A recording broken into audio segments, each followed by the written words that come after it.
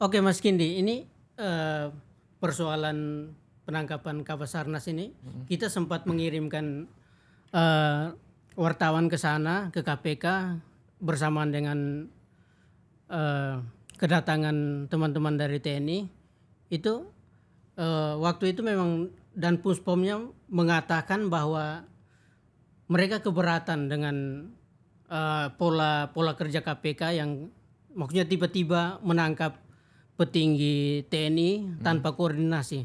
Itu sebenarnya seperti apa sih Mas Kin?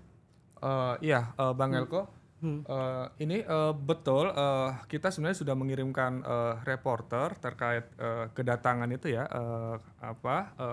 Komandan Puspom TNI. Ya. Seperti yang Sobat Apa-Kabar lihat di layar ini, Komandan Puspom TNI ini merasa keberatan sebenarnya terkait penetapan Kepala Basarnas sebagai tersangka yang dilakukan oleh KPK. Nah, mereka keberatannya dari apa, Bang Elko?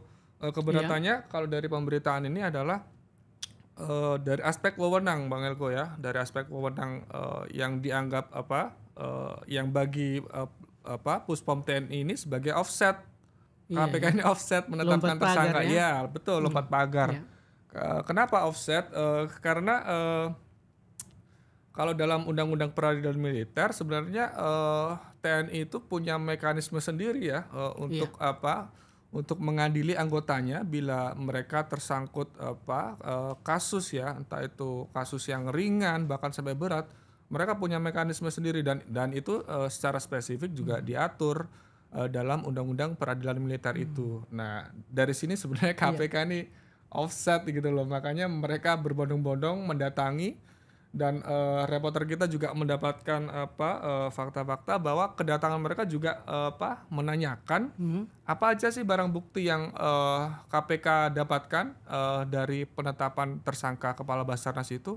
Nah, mereka juga selain mempertanyakan itu juga menanyakan pula barang buktinya. Nah, jadi seperti itu kronologisnya, Bang Elko. Oke.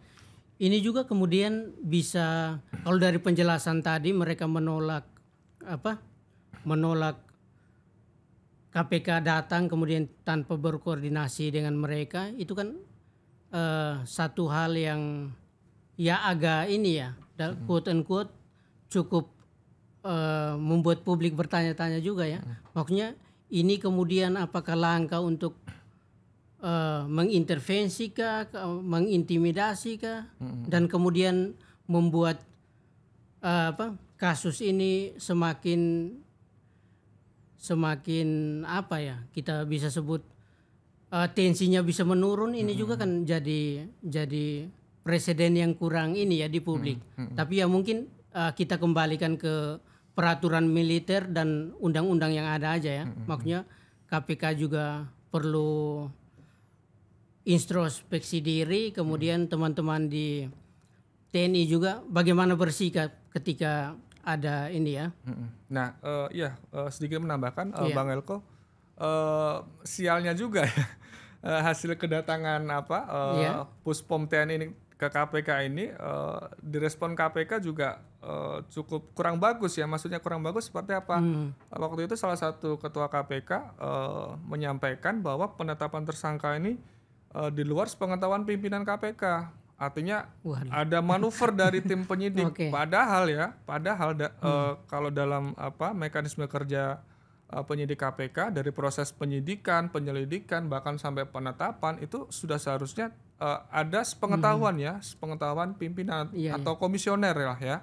Nah, di situ kami juga melihat ya dari pemberitaan yang kita buat ada unsur cuci tangan ya dari komisioner KPK dengan melimpahkan ini sebagai tanggung jawab penyidik gitu kan. Sehingga dampak dari ini kan kalau secara tidak langsung berdampak pada direktur penyidikan saat itu juga mundur karena sikap pimpinan KPK yang mengkambing hitamkan ini. Aku kira itu sikap kesatria lah ya. Seharusnya pimpinan KPK juga perlu lah ya untuk secara wise, bijaksana untuk bertanggung jawab. Artinya apa yang dilakukan bawahan ini juga pimpinan juga harus membentengi gitu Iya, KLku. iya. Nah, konsekuensinya seperti itu KLku. Iya, harusnya ini ya. Maksudnya penetapan OTT itu memang dari top hingga penyidik harusnya satu suara ya, karena ini kan maksudnya perkara yang menyangkut marwah seseorang, kemudian apalagi dia petinggi ya. Ya. TNI.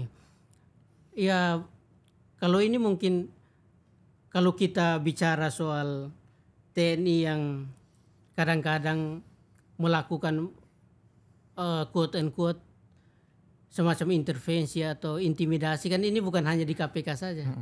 Ternyata kemarin itu juga mungkin teman-teman yang pegang regional tahu itu ketika ada tentara juga yang mendatangi Mapolres Tabes Medan dan kemudian ada cekcok juga ya, karena memang polisi juga bertahan dengan apa yang mereka putuskan, sementara teman yang TNI juga mengaku sebagai pernah jadi penyidik kemudian menekan polisi.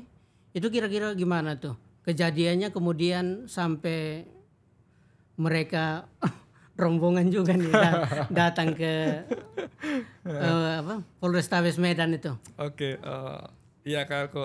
Mungkin sebagai pengantar seperti yang ada di monitor Sobat Aba-Abar. Iya.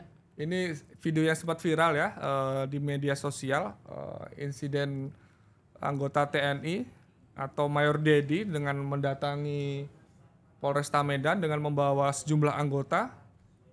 Bisa dilihat.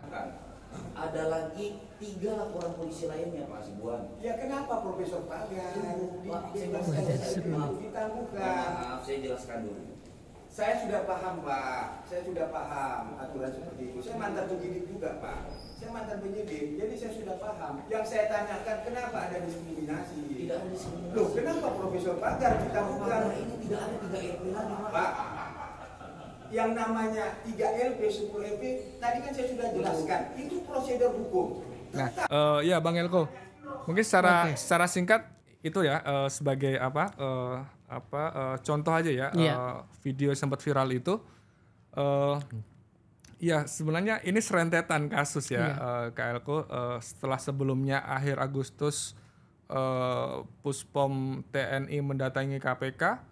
Kemudian berlanjut pula di awal Agustus ada insiden ini gitu kan, ada insiden anggota TNI yang bernama Mayor Dedi.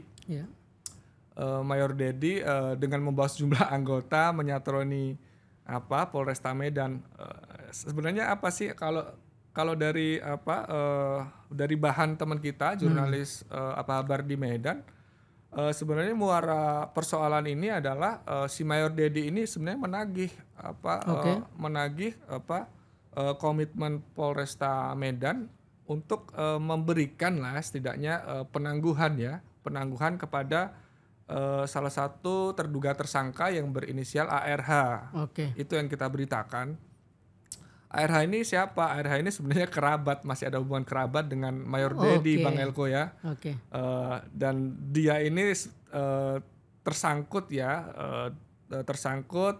kasus dugaan pemalsuan dokumen yang berhubungan soal tanah ya. Jadi sebenarnya tidak hanya ARH saja ini Bang Elko, ada 3 terduga tersangka juga yang tersangkut di kasus yang sama. Nah, sialnya dari keempat terduga pelaku ini hanya 3 saja nih yang mendapatkan hak penangguhan dari Polresta Medan. Sialnya si salah satu ini terduga tersangka ARH ini yang juga memiliki hubungan saudara dengan Mayor Dedi ini tidak mendapatkan penangguhan. Oh berarti itu akar persoalannya ya? Ya ada perbedaan perlakuan ya? Iya perlakuan gitu. Ini kenapa? Nah ini Mayor Dedi menagih itu, makanya viral lah video itu Bang Elko, sehingga muncul persepsi publik ya, ada lagi nih persoalan antara TNI dengan lembaga penegak hukum yang lain seperti polisi gitu kan. Nah ini yang seperti kita dapatkan berita kawan kita jurnalis Aba-Abar di Medan mendapatkan data dari temuan itu, Bang Elko. Iya. Setelah viralnya itu, Kodam satu Bukit Barisan ini langsung melakukan investigasi ya, pendalaman. Sebenarnya apa sih yang melatar belakangi Mayor Dedi ini menyatroni ya Iya. Polresta. Sebenarnya kalau dari berita berita Kodam mendalam ini sebenarnya masih hampir sama dengan keterangan yang saya sampaikan sebelumnya soal kronologis permintaan penangguhan ya tersangka, hampir sama sebenarnya. Nah, setelah Kodam mendalami itu, beberapa hari kemudian Komandan Puspom TNI Iya. Pak Agung ya itu merilis sikap TNI. Untuk memeriksa langsung si Mayor Dedi ini.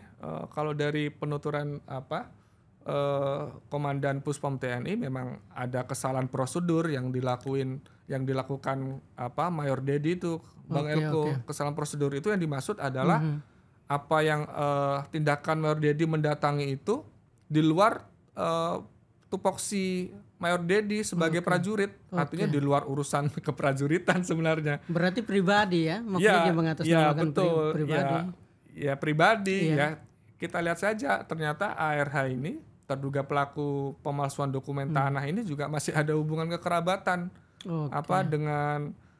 dengan si ini Mayor Dedi gitu loh. Jadi ada semacam konflik interest ya kalau kita melihat dari berita yang kita tulis seperti itu. Kalau terus si Pak Agung ini, Komandan Puspom TNI ini juga menilai kedatangan Mayor Dedi dengan membawa anggotanya lengkap dengan seragam itu, itu sebagai bentuk ya, bentuk intimidasi psikis seperti yang dia katakan.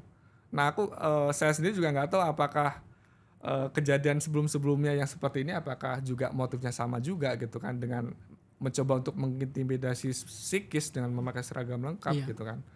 Aku kira mungkin hampir sama lah ya seperti itu.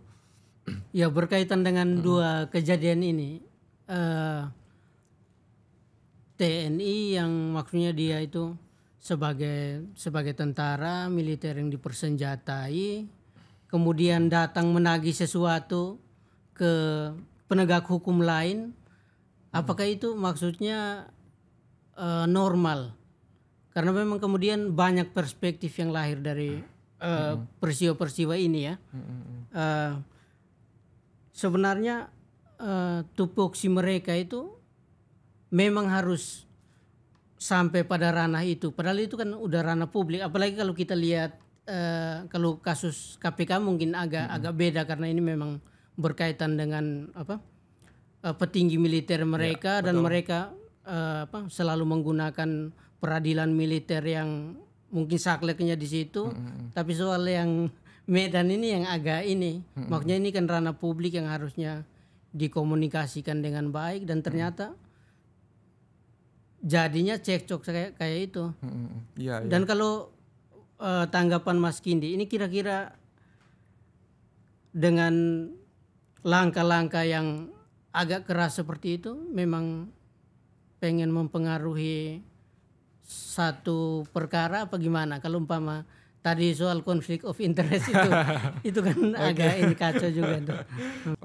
Bang Elko, sebenarnya apa yang dilakukan Mayor Dedi ya dengan anggotanya secara rombongan menyatroni Polresta Medan itu bisa saja disebut menyatroni ya dalam tanda kutip. Itu juga sebenarnya secara tidak langsung juga berpengaruh juga ya terhadap objektivitas hukum ya yang dilakukan oleh polisi.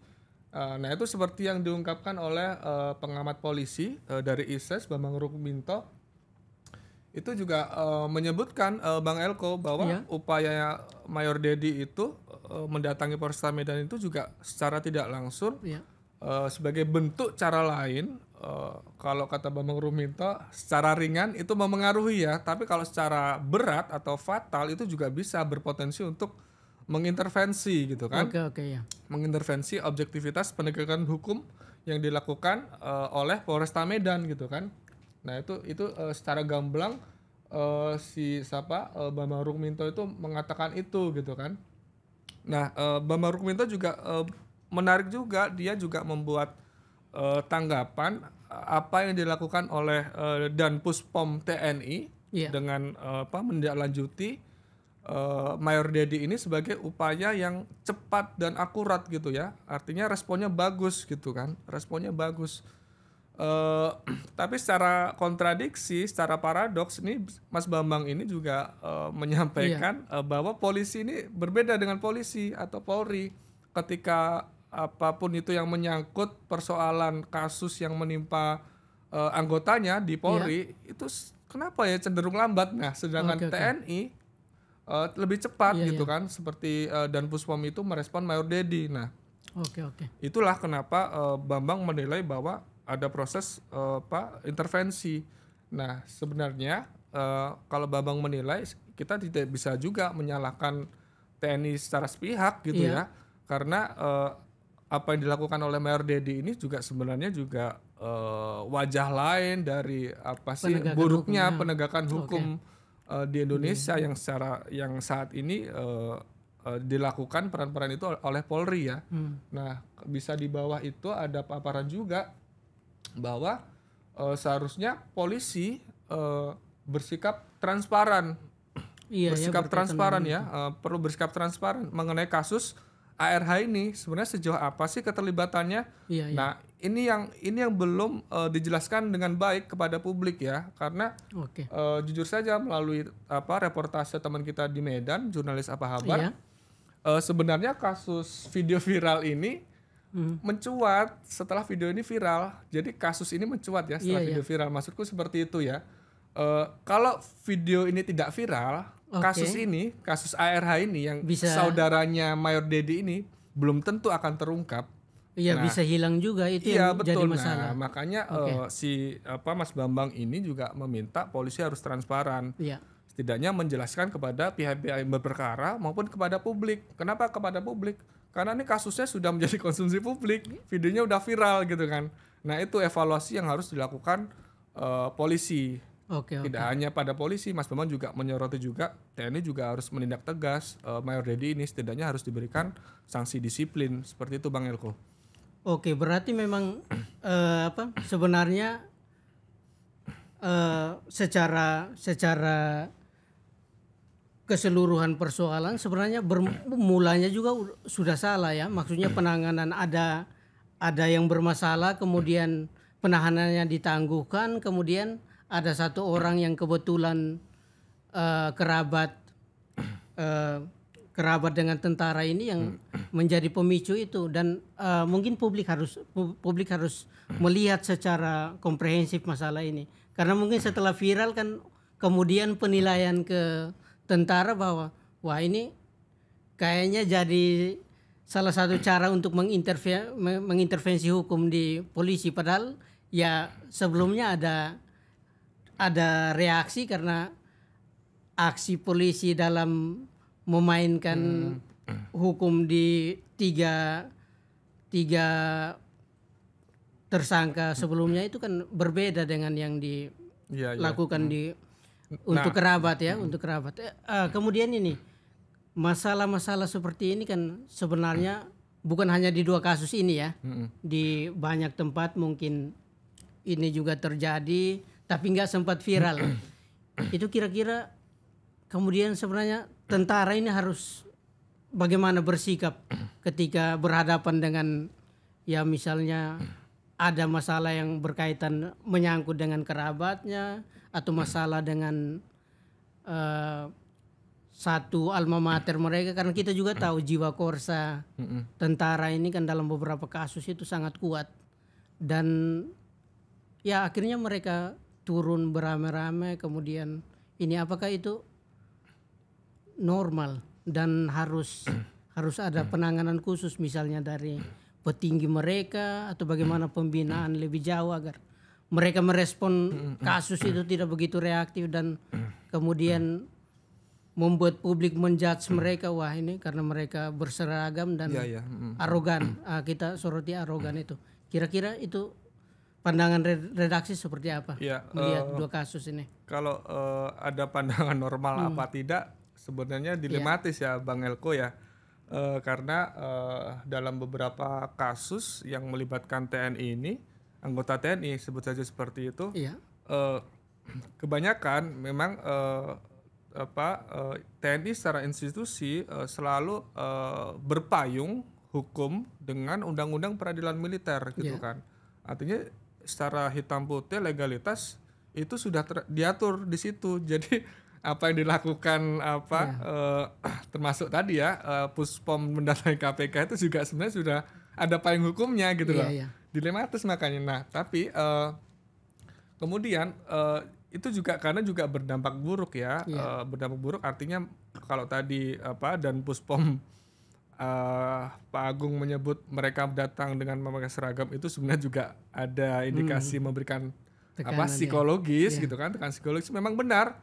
Contohnya saja teman kita kontributor di Medan juga pernah membuat berita bahwa sejak kasus ini viral, kasus TNI Mayor Dedi ini mendatangi Polresta Medan viral, dari jajaran Kapolresta, Kasat Reskrim yang menerima ini Mayor Dedi, itu ada juga Kasat Intel ya, bahkan sampai Humas yang selama ini dekat dengan media, jadi cenderung tertutup gitu kan. Jadi cenderung tertutup. Nah ini kan juga makanya tadi memang secara tidak langsung berimbas pada objektivitas hukum. Kenapa tertutup? Ini melihat kondisi yang berkembang, kemudian dari dua kejadian yang tadi kita bahas secara ringan tapi lumayan mengena ya. Itu kemudian kira-kira konklusinya apa?